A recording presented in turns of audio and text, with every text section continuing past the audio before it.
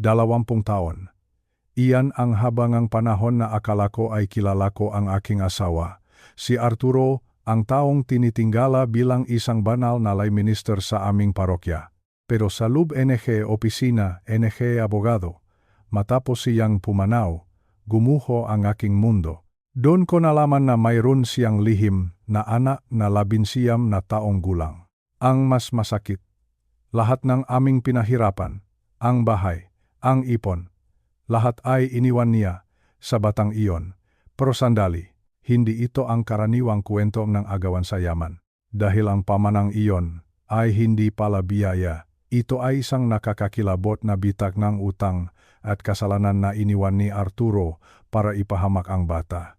Sa halip na magalit, ginamit ko ang sarili kong pera mula sa aking mga magulang, mga pondong hindi niya nahawakan, para iligtas ang batang si Maria sa bantangang kulungan.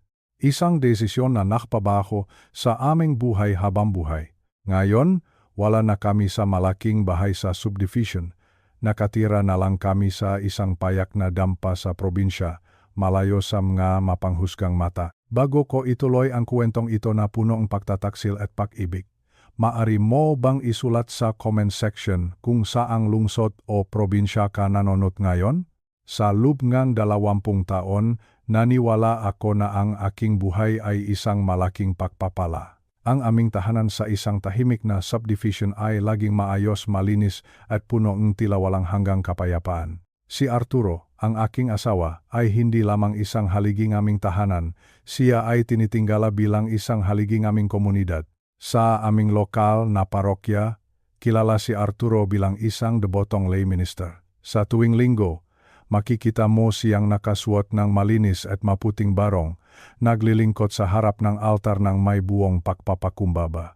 Ang kanyang boses ay malumanay, punong karunungan, at laging may handang salitang Diyos para sa sinumang lumalapit sa kanya. Maraming tao ang humahanga sa kanya. Sinasabi nila na napakaswerte ko raw dahil nakapangasawa akong isang santo. Isang lalaking may takot sa Diyos.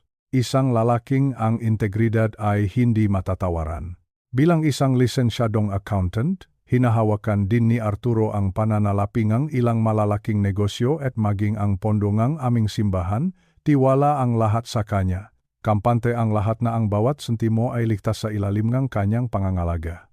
At ako, bilang asawa niya sa loob ng 2 dekada, wala akong nakitang dahilan para magduda. Ngunit sa kabilang aming marangya at respetadong buhay, mayroong isang anino ngang lungkot na laging bumabalot sa akin. Hindi kami biniyayaan ng anak. 12 buwan sa loob ng 1 taon at sa loob ng 20 taon na iyon nanalangin ako, umiyak ako. Humingi ako ng himala sa langit. Para sa isang babaeng Pilipina, ang hindi pagkakaroon ng anak ay isang malalim na sugat sa puso.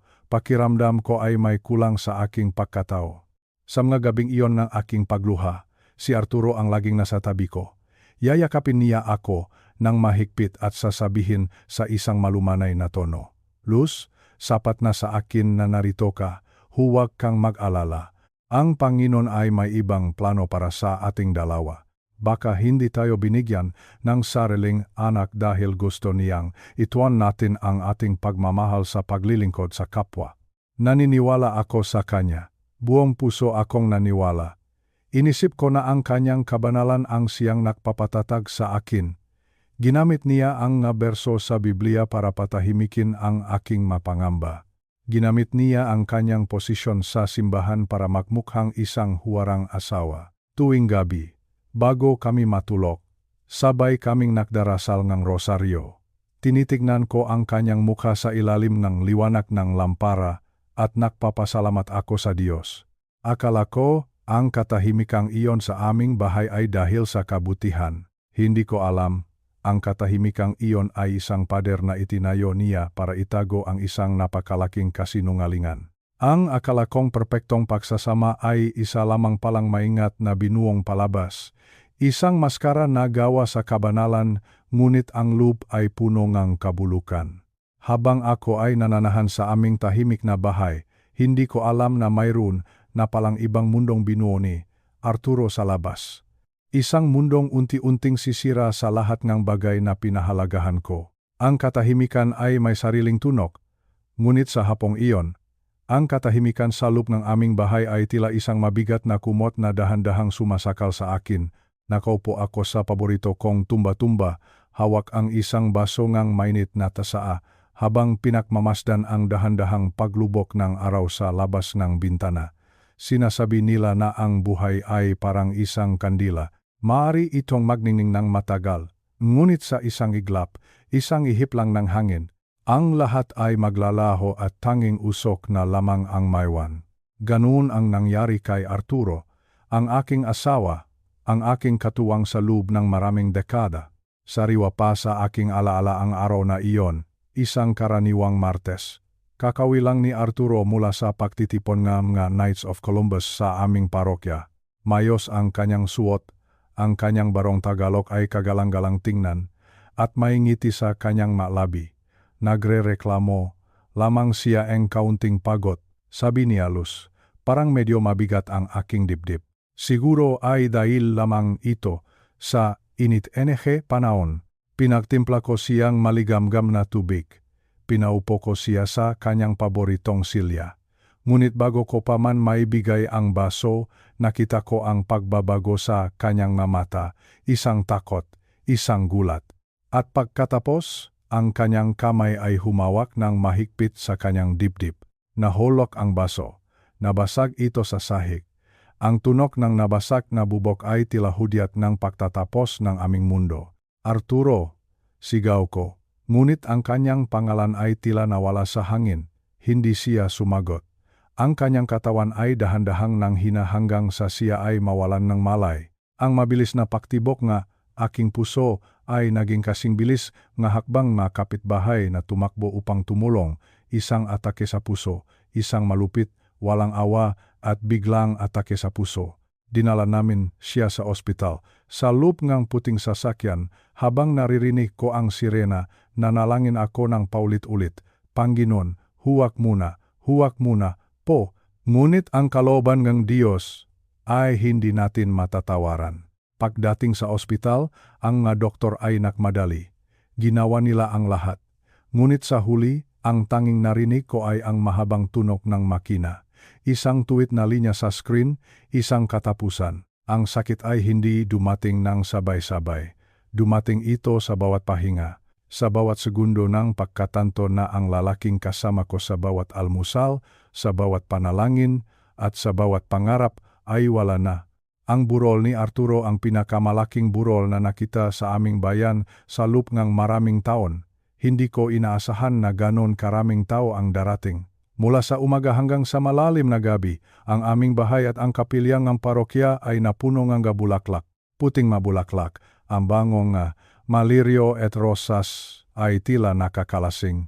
Ngunit ito rin ay paalala nga kanyang pag-alis. Daan-daang mga parokyanos ang dumating. Ang mga matatandang deboto na madalas niyang tulungan, ang mga batang pinapaaral niya, at ang mga kapwa niyang opisyal sa simbahan, lahat sila ay may kwento. Sabi ng isa, napakabait ni Arturo. Noong wala kaming pambayad sa kuryente, siya ang palihim na nag-abot ng 5,000 piso. Sabi naman ng isa pa, siya ang nag-ayos ng bubong ng aming kapilya nang walang hinihinging kapalit. Naririnig ko ang kanilang mabulong. Naririnig ko ang kanilang paganga. Ngunit sa likod ng lahat ng iyon, naroon ako. Nakatayo sa tabi ng kanyang puting kabaong. Ang kanyang mukha ay payapa. Tila natutulog lamang siya pagkatapos ng isang mahabang araw ng paglilingkod. Napakaguwapo siya sa kanyang suot na barong. Ang kanyang makamay ay may hawak na rosaryo. Naisip ko ang aming maanak, naisip ko ang gastos, ang bawat detalyeng libing ay hindi biro, ang kabaong pa lamang ay nakakahalaga ng higit sa 100,000 piso, ang mga bulaklak, ang pagkain para sa mga nakikiramay, ang serbisyo sa sementeryo, ngunit hindi ko na inisip ang pera. Dahil alam ko, karapat-dapat si Arturo sa pinakamarangal na pagpupugay. Karapat-dapat siya sa bawat sentimo na inilaan namin para sa kanyang huling hantungan. Dumating ang araw ng libing. Ang kalsada patungo sa sementeryo ay napuno ng tao. Isang mahabang prosesyon. Ang tunog ng kampanang simbahan ay tumataginting sa buong bayan. Isang malungkot na tunog. isang pamamaalam. Nang dahan-dahang ibaba ang kanyang kabaong sa lupa, naramdaman ko ang isang matinding lamig. Ang init ng araw ay tila hindi sapat upang painitin ang aking nanlalamig na puso, ngunit sa gitna ng aking pihati, may isang munting tinik sa aking isipan, isang bulong ng pananampalataya. Nasa piling na siyang Diyos, sabi ko sa aking sarili. Nasa piling na siyang ating Ama. Ang paniniwalang ito ang tanging nagbibigay sa akin ng lakas upang tumayo. Ang isipin na si Arturo, ang aking mahal na Arturo, ay wala na sa mundong ito na puno ng sakit at pagod. Siya ay nasa isang lugar kung saan wala ng luha. Kung saan ang bawat araw ay puno ng liwanag. Iniwan niya akong isang napakalaking dialogong dangal. Isang pangalan na iginagalang ng lahat, isang legacy na hindi matatawaran ng anumang halaga ng salapi. Ngunit pagkatapos ng libing, nang ang lahat ng tao ay umuwi na sa kani-kanilang mabahay, doon ko naramdaman ang tunay na kalungkutan. Ang pag-uwi, sa bahay nawala na siya. Pumasok ako sa aming silid. Ang kanyang sinalas ay nasa tabi pa rin ng kama. Ang kanyang pabango ay tila nakakapit pa rin sa mga kurtina. Umupo ako sa gilid ng kama at hinaplos ang unan na kanyang ginagamit. Walang tao, walang boses, walang Arturo. Ang katahimikan. Ang katahimikan ay sadyang napakabigat. Sa magabing sumunod, madalas akong magising at hahanapin ang kanyang kamay sa kabilang panig ng kama. Ngunit ang tanging nararamdaman ko ay ang malamig na kumot. Masakit, sobrang masakit.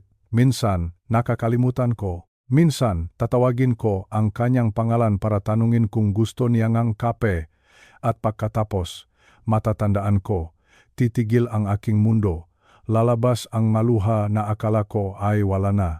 Arturo, bulong ko sa dilim, bakit mo ako iniwan ng ganito kaaga? Ngunit kahit sa gitna ng aking pangungulila, naalala ko ang kanyang mga salita nung siya ay nabubuhay pa. Sinasabi niya palagi, Luz, ang buhay ay hiram lamang. Ang mahalaga ay kung paano tayo nagmahal at paano tayo naglingkod. At totoo nga, maraming tao ang nakiramay dahil marami siyang natulungan. Maraming tao ang umiyak dahil naging bahagi siya, kanilang buhay. Ang kanyang kamatayan ay hindi lamang isang kawalan para sa akin, kundi isang kawalan para sa buong parokya. Siya ay isang haligi, isang tapat na lingkod. Ngayon, habang tinitingnan ko ang kanyang larawan sa ibabaw ng aming altar, may hawak akong kandila. Ang liwanag nito ay sumasayaw sa hangin. Napagtanto ko na kahit wala na siya sa aking tabi, ang kanyang pag-ibig ay mananatili. Ang kanyang dangal ay magsisilbing gabay sa akin sa mga nalalabi kong araw. Walang halaga ng pera, kahit milyon-milyong piso pa, ang makakapantay sa kapayapaan na nararamdaman ko kapag naisip kong siya ay ligtas na sa bisik ng Panginoon. Malungkot ang mag-isa, mahirap mabuhay sa gitna ng alaala. Ngunit sa bawat panalangin, nararamdaman ko siya. Sa bawat tibok ng aking puso, naroon pa rin ang bahagi niya. Ang aking Arturo, ang aking bayani, ang aking katuwang na ngayon ay nakpapahinga na sa langit. Ito ang aking bagong katotohanan. Isang bahay na tahimik. Isang hapagkainan na may bakanteng silya. Ngunit sa kabila ng lahat, mayroon akong isang pamanang hindi kailanman kukupas.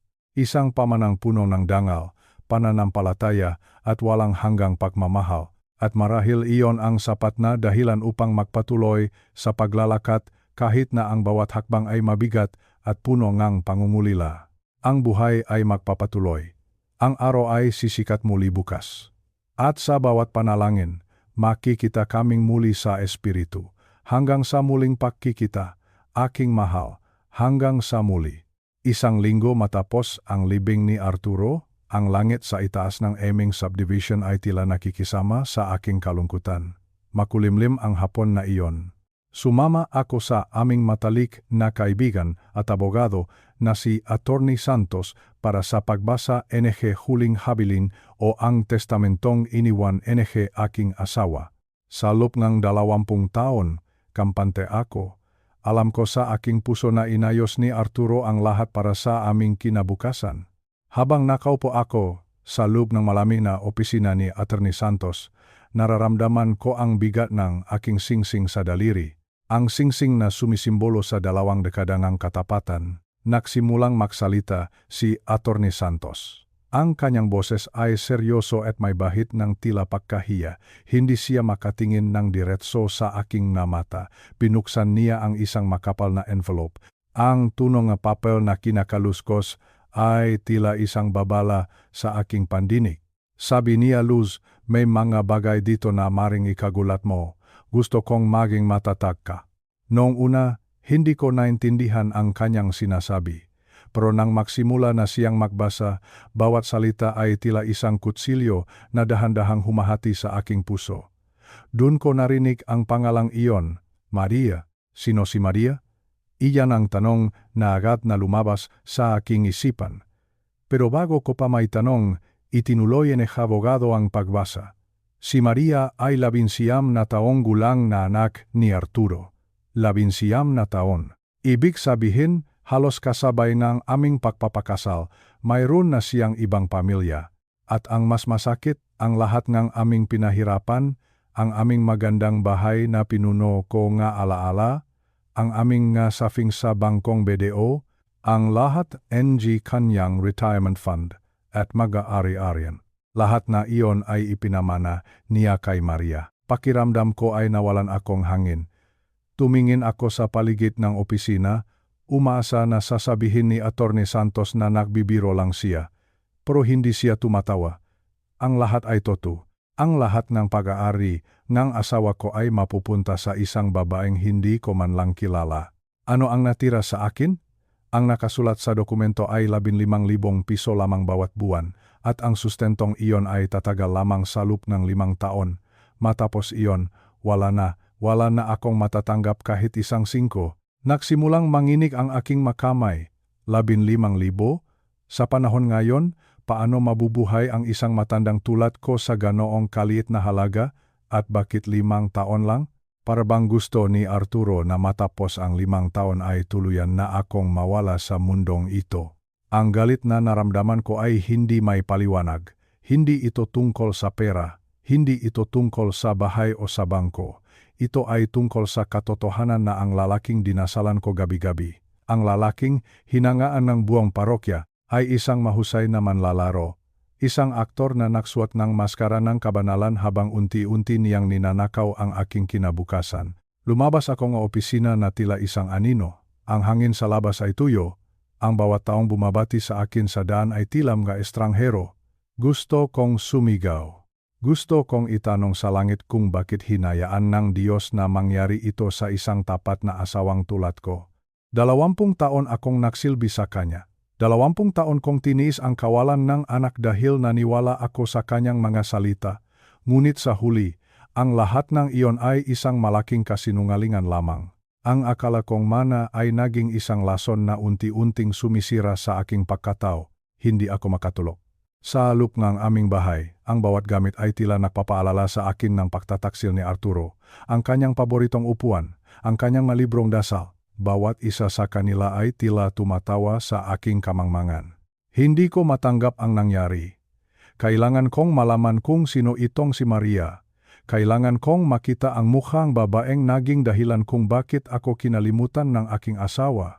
Sa aking isipan, nakabuo ako ang isang larawan. Iniisip ko na si Maria ay isang batang bastos, isang batang pinalaki sa luho gamit ang perang dapat ay para sa akin. Nagsimula akong maghalungkat sa magamit ni Arturo. Sa kanyang lumang briefcase, nakakita akong nga resibo. Maresibo ngang pagpapadala ngang pera sa lungsod ngang Baguio. Ang lungsod na lagi niyang pinupuntahan para sa mga business conference. Ang akala kong lungsod ay lugar ng kanyang pagtatrabaho. Doon ko napagtanto na ang bawat biyahe niya doon ay hindi para sa trabaho, ito ay para sa kanyang lihim na pamilya. Naramdaman ko ang panibagong buksong put, inisip ko ang kanyang kabit. Sigurado akong gisang gimapanglinglang ginababae ang giina ni Maria. Isang babaeng ginamit ang kanyang kagandahan para akitin ang isang debotong lalaki tulad ni Arturo. Tinawagan ko ang ilang minalaman sa Baguio. Ginamit ko ang lahat ng aking lakas at koneksyon para matunton ang address na nasa maresibo. Habang nag-iimpake ako nga aking magamit para pumunta sa Baguio, hindi ko mapigilang isipin ang bawat taon na lumipas. Naalala ko ang mga anibersaryo namin, ang mga bulaklak na ibinibigay niya sa akin, ang mga pangako niya na ako lang ang mahal niya hanggang sa huling hininga. Ngayon, ang bawat alaala na iyon ay tila mga abo na lumilipad sa hangin. Napakasakit isipin na habang ako ay nagluluto ng kanyang paboritong pagkain dito sa aming bahay, maaring may iba ring babaeng gumagawa niyon para sa kanya sa Baguio. Isang malaking palabas. Iyon ang aking buhay. Isang maingat na binuong teatro kung saan si Arturo ang direktor at ako ang tanging manonood na naniwala sa kwento. Ang kanyang pagiging lay minister, ang kanyang mga sermon tungkol sa katapatan. Ang lahat ng iyon ay bahagi lamang ng kanyang script para hindi ko siya pakdudahan. Sa loob ng aking sasakyan habang nakmamaneho patungong Hilaga, paulit-ulit kong binabanggit ang pangalang Maria, Maria, Maria. Ang pangalang ito na dapat sana ay banal, ay naging simbolo ng aking paghihirap. Gusto kong harapin ang batang ito. Gusto kong makita ang kanyang mga mata at itanong sa kanya kung alam ba niya ang ginawa ng kanyang ama sa akin. Ngunit sa kabilang galit, may isang maliit na bahagi sa aking puso na natatakot. Natatakot ako na baka ang makita ko ay ang muka mismo ni Arturo sa batang iyon. Natatakot ako na ang katotohanan ay mas masakit pa kaysa sa aking mga iniisip. Dumating ako sa Baguio ng gabi na. Ang malamig na simoy ng hangin ay hindi nakatulong para palamigin ang aking ulo. Sa halip, lalo lamang itong nagpaalala sa akin na sa loob ng maraming taon, dito inubos ni Arturo ang kanyang oras, ang kanyang pera, at ang kanyang pagmamahal na dapat ay sa akin lang. Hinanap ko ang address. Isang maliit na bahay sa gilid ng bundok. Habang papalapit ako, ang tibok ng aking puso ay tila isang tambol. Narito na ako. Ang katotohanan ay nasa likod na lamang ng pintong ito. At sa bawat hakbang ko, alam ko na wala ng balikan. Ang buhay ko bilang asawa ni Arturo ay tapos na. At ang buhay ko bilang isang babaeng niloko ay nagsisimula pa lamang. Ang buhay ay madalas tayong paglaruan. Noong nabubuhay pa si Arturo, ang pangalang Tondo ay tila isang lugar na hindi namin kailanman bibisitahin. Para sa amin na nakatira sa isang magandang subdibisyon, ang Tondo ay isang lugar lamang na naririnig sa balita. Isang lugar ng mga gulo, ng kahirapan, at ng mga taong nagsisiksikan. Ngunit heto ako ngayon, nakaupo sa loob ng isang luma at mainit na sasakyan, binabaybay ang makikitit na eskinitang lugar na ito. Bitbit ko ang isang pirasong papel. Sa papel na iyon ay nakasulat ang address ni Maria. Sa aking isipan, binuo ko ang isang imahe. Inakala ko na si Maria ay nakatira sa isang marangyang penthouse o marahil ay sa isang malaking villa na binili ni Arturo para sa kanya. Inakala ko na ang perang ninakaw ni Arturo sa aming pamilya ay ginamit niya upang bigyan ng marangyang buhay ang babaeng ito. Ngunit habang palalim kami ng palalim sa loob ng Tondo, ang aking puso ay nagsimulang tumibok ng mabilis. Hindi dahil sa takot, kundi dahil sa pagkalito. Ang mga kalsada ay lalong nagiging makitit. Ang amoy ng paligid ay halo-halong usok, basura at tuyong isda. Ang mga bata ay nagtatakbo sa kalye na walang sapin ang paa. Ang mabahay ay dikit-dikit. Gawa sa pinaktak-pitakping yero at semento na tila anumang oras ay babaksak. Dito na po tayo, ma'am, sabing driver. Huminto ang sasakyan sa tapat ng isang lumang gusali. Ito ay isang paupahan. Isang apartment na tila hindi na napinturahan sa loob ng 20 taon. Ang pader ay punong lumot. Ang masampayan ay nakasabit sa labas ng bintana. Bumaba ako sa sasakyan. Ang init ng hapon ay tila sumasampal sa aking mukha. Huminga ako ng malalim. Hinanap ko ang numero ng silid. Room 302, ikatlong palapag. Habang umaakyat ako sa makitit at madilim na hagdanan, nararamdaman ko ang bawat taon ng aking edad. Masakit ang aking tuhod, ngunit ang mas masakit ay ang aking kalooban. Sino ba talaga si Mariana ito? Bakit siya narito? Pagdating ko sa tapat ng pinto, nag-atubili ako. Kumatok ako ng marahan, 3 beses. 1, 2, 3. Bumukas ang pinto. Isang batang babae ang bumungat sa akin. Hindi siya mukhang isang kontrabida sa teleserye. Hindi siya mukhang isang babaeng mapangakit na kumuha nga atensyon ng aking asawa.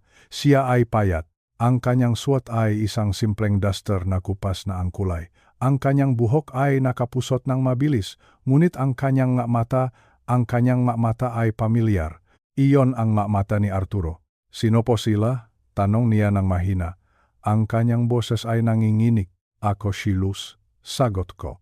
Ang asawa ni Arturo. Nakita ko ang panlalaking kanyang mata. Napahawak siya sa hambangang pinto. Tila anumang oras ay hihimatayin siya. Inakala ko na magagalit siya. Inakala ko na itataboy niya ako. Ngunit sa halip, ang kanyang mata ay napunong luha. Pasok po kayo. Ma'am Luz, bulong niya. Ang loop ng kanyang silid ay napakaliit. Isang kama, isang maliit na lamesa, at isang electric fan na maingay ang ikot. Ngunit sa ibabaw ng lamesa, may isang maliit na frame. Larawan iyon ni Arturo. Naupo ako sa isang selyadong plastik na upuan. Hindi ko alam kung paano sisimulan ang usapan. Ang galit na dinala ko mula sa aming bahay ay tila dahan-dahang natutunaw habang nakikita ko ang kalagayan niya. Bakit ka narito? Tanong ko. Inakala ko na binigyan ka niyang lahat.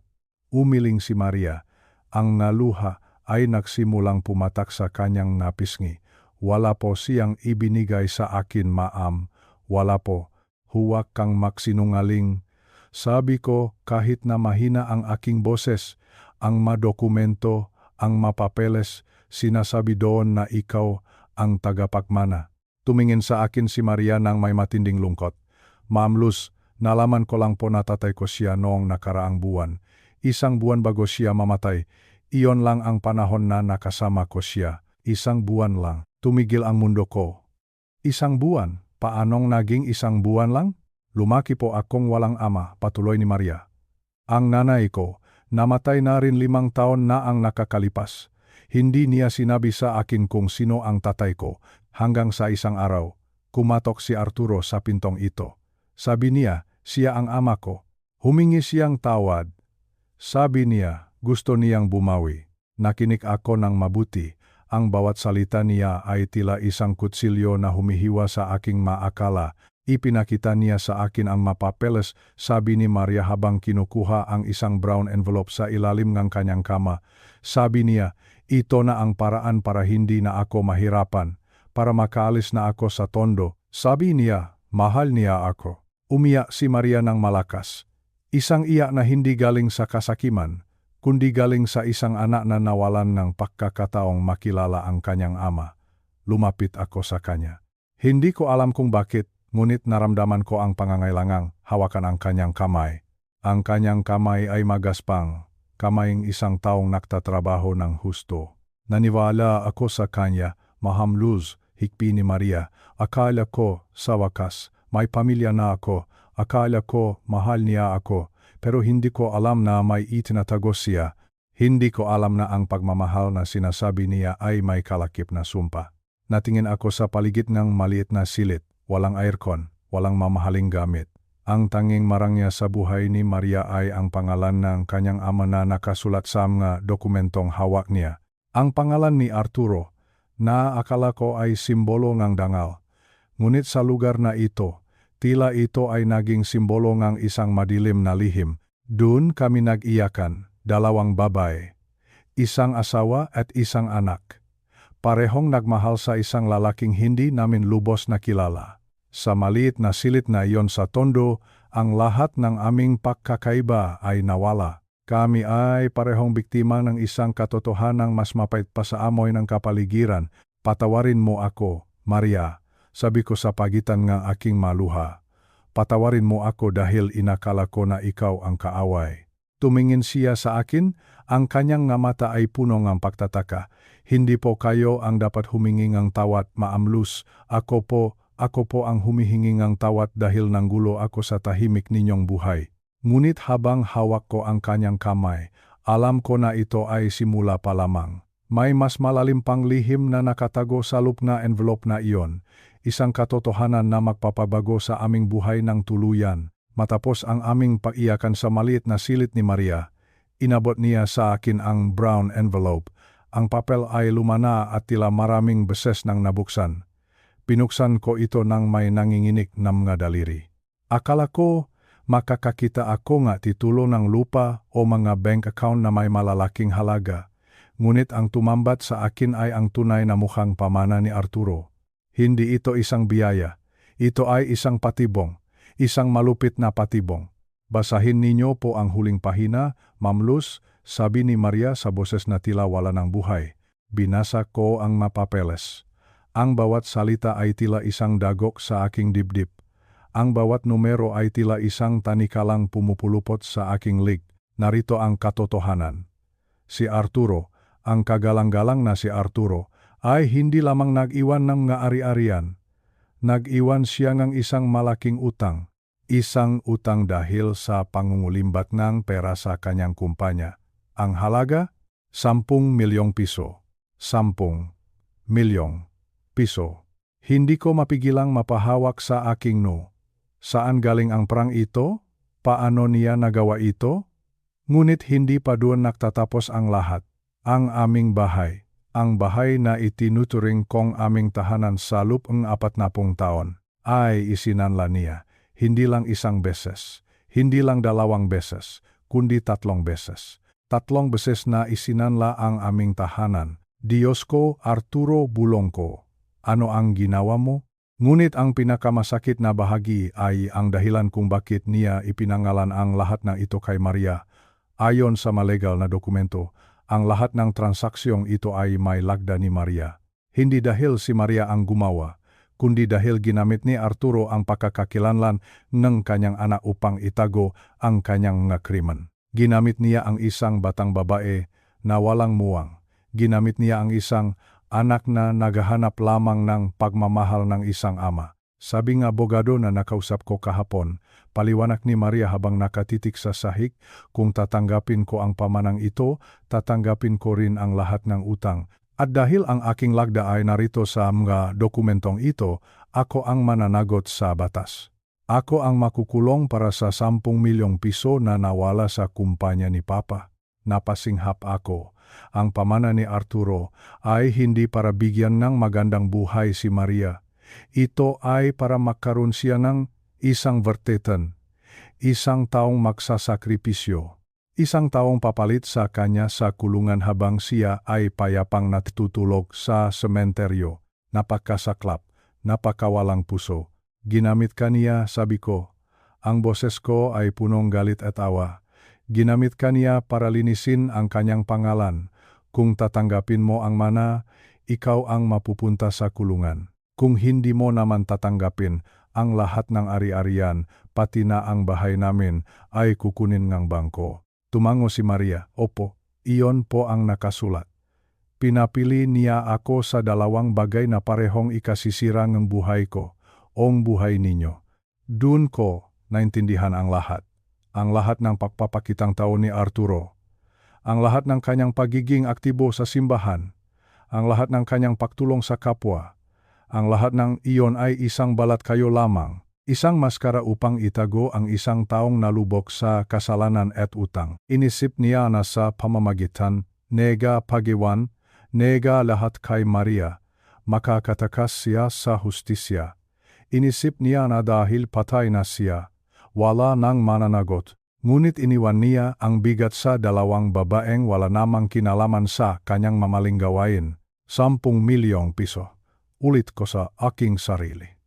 Saan namin kukunin ang ganoong kalaking halaga? Tumingin ako kay Maria. Nakita ko sa kanyang nga mata ang isang batang sumuko na sa buhay. Isang batang akala ay nakatakpo ng kaligtasan, ngunit ang nahanap pala ay isang bangin. Ma'am Luz, sabi ni Maria, ayoko pong makulong. Pero ayoko rin pong mawalan kayong bahay. Si Papa ay isang masamang tao, hindi ba? Hindi ako nakasagot agad. Paano ko sasabihin sa kanya na ang lalaking itinuring kong bayani ay isang manloloko? Paano ko tatanggapin na ang aking buhay ay itinayo sa ibabaw ng kasinungalingan? Hindi ko alam, Maria. Sagot ko sa huli. Ang alam ko lang, kailangan nating harapin ito ng makasama. Ang kahon ni Pandora ay nabuksan na, wala nang balikan. ang aming buhay ay hindi na muling magiging katulad ng dati. Ang bawat sentimo na inakala kong sa amin ay pag-ari na pala ng iba. Ang bawat alaala na karangalan ay nabahira ng dumi. Ngunit sa gitna ng kadilimang ito, nakita ko ang isang bagay na hindi inakala ni Arturo. Nakita niya kami bilang nga kasangkapan. Ngunit nakita ko kay Maria ang isang anak, at nakita niya sa akin ang isang ina.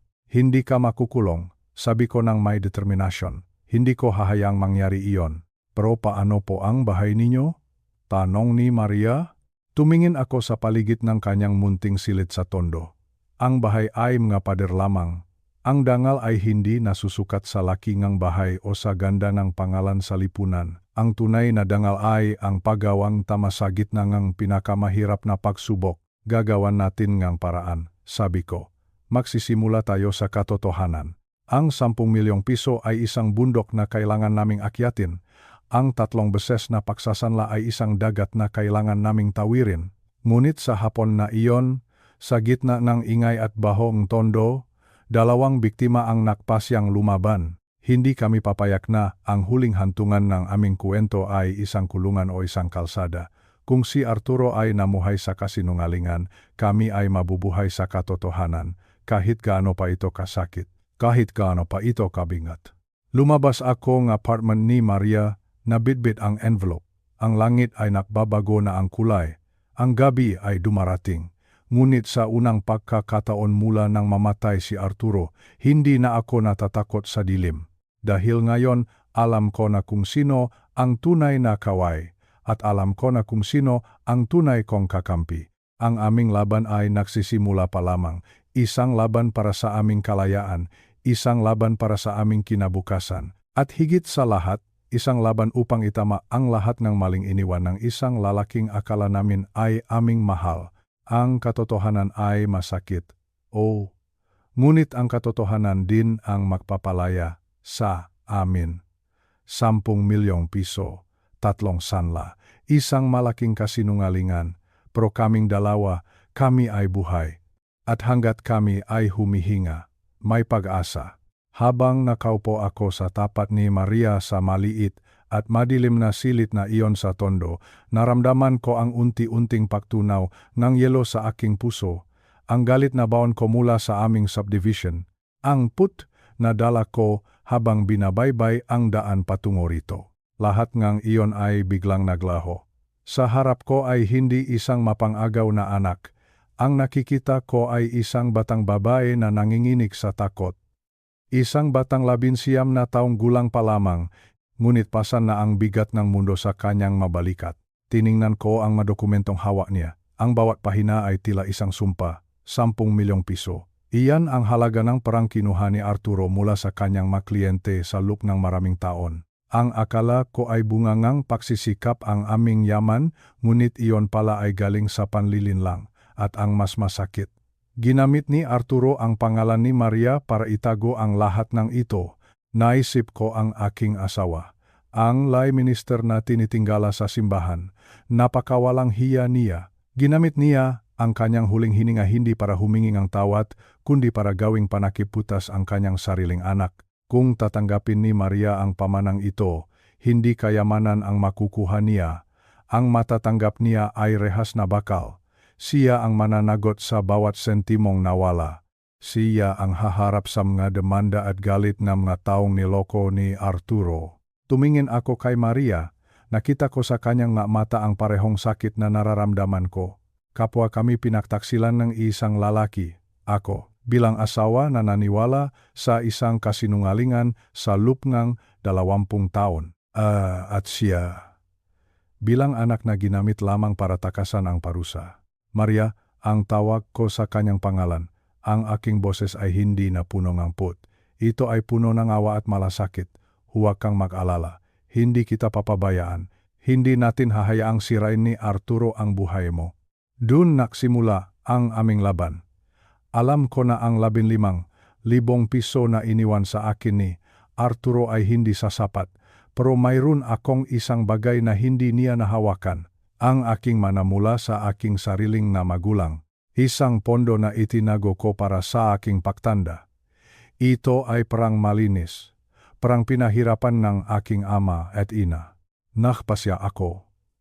Kakamitan ko ang bawat sentimo ng aking sariling mana para iligtas si Maria. Maraming nagsabi sa akin na balive ako.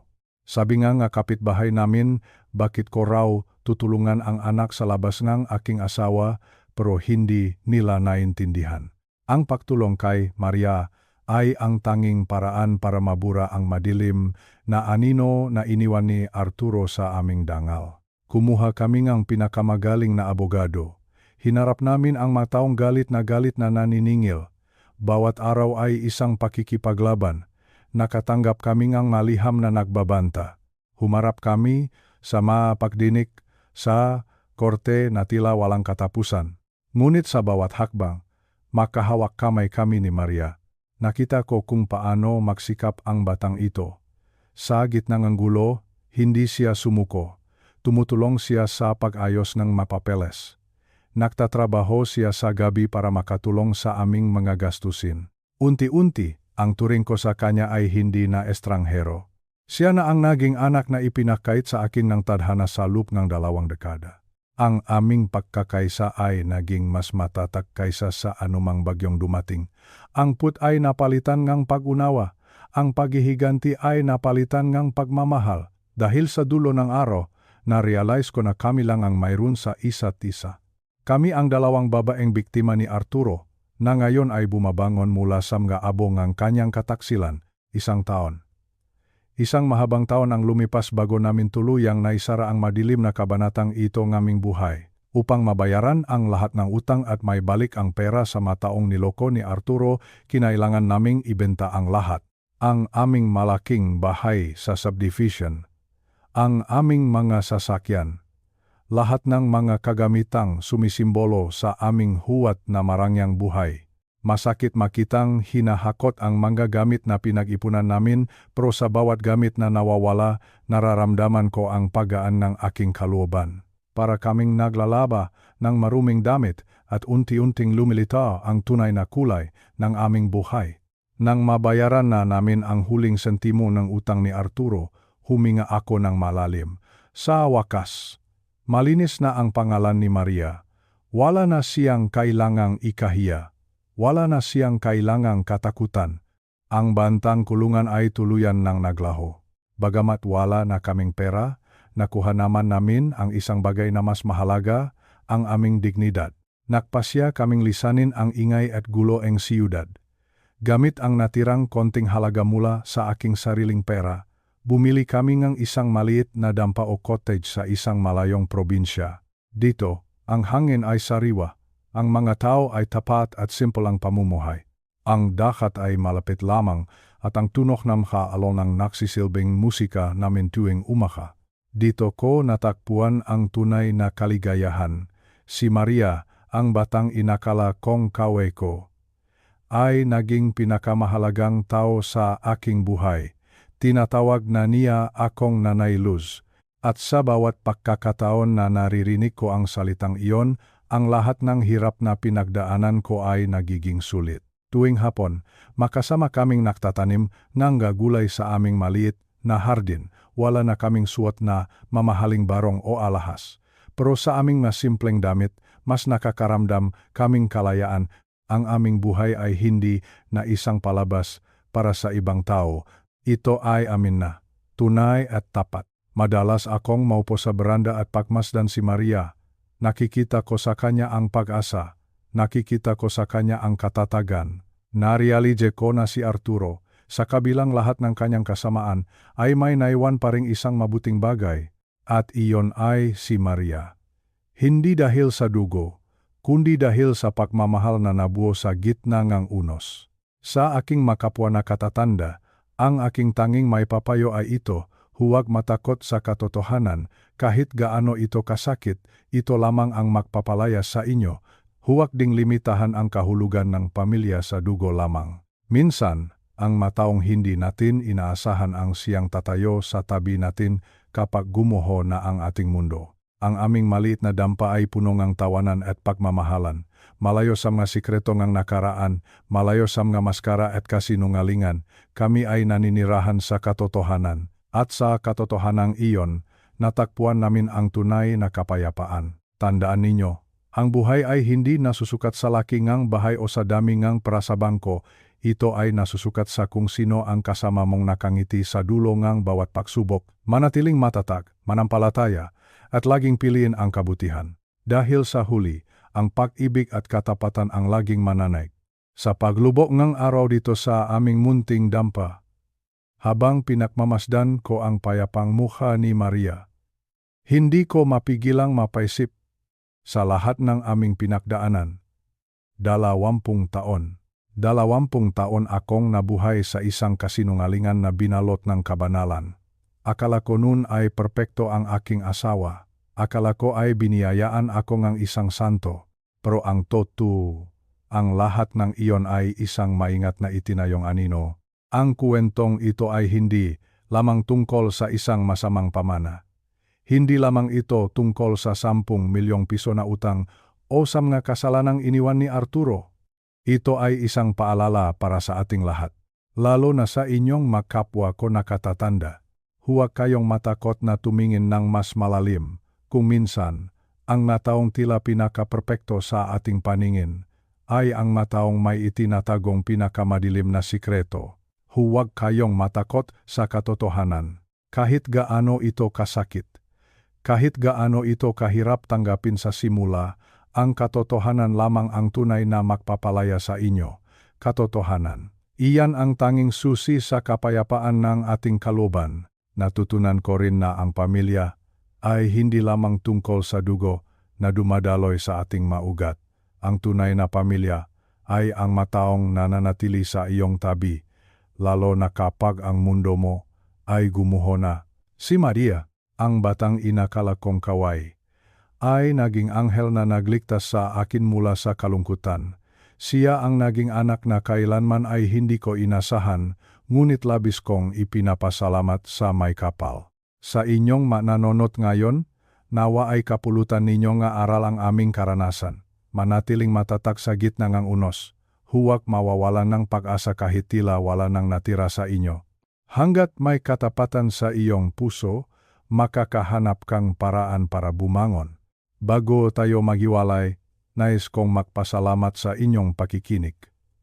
Kung ang kwentong ito ay nagbigay sa inyo ng inspirasyon, mangyaring ay click ang like button at ibahagi ito sa inyong mamahal sa buhay. Isulat ninyo rin sa comment section ang inyong mga salubin. Binabasa ko po ang bawat isa sa inyo. Tandaan po ninyo, ang bawat pagtatapos ay simula lamang ng isang mas magandang kabanata kung tayo ay lalakad sa liwanag ng katotohanan. Maraming salamat po. Manatiling ligtas at pagpalain kayong pong may kapal. Hanggang sa muli nating pagkikita.